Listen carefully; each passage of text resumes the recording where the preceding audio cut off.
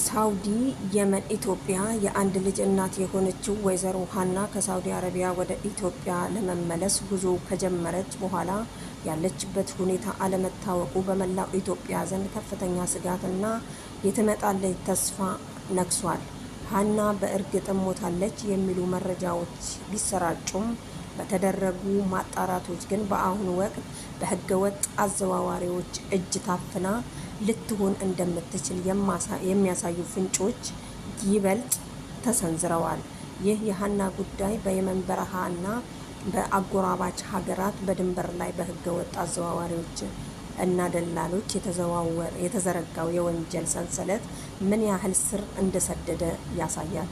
እነዚህ ደላሎች የዜጎች ህይወት ለአደጋ በማጋለጥ ለግል ጥቅማቸው የሚነግዱ ሲሆን ኢትዮጵያ መንግስት ይህንን ግዙፍ የወንጀል መረብ የመበጣጠስ እንደሚችል ተገልጿል።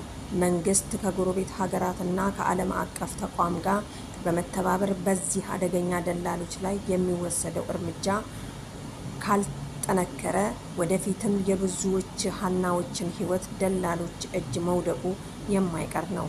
የአንድ ልጅ እናት የሆነች ወጣት አፍኖ ማስቀመጥ ከኢትዮጵያውያን መልካም ስነ ምግባር ባህልና አሴት ጋር ፍጹም የማይቀራረብ ነው።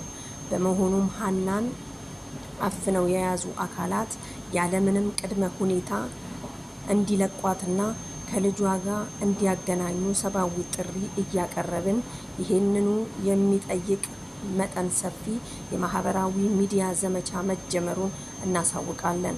የሀና ጉዳይ የሁላችንም ጉዳይ ነው።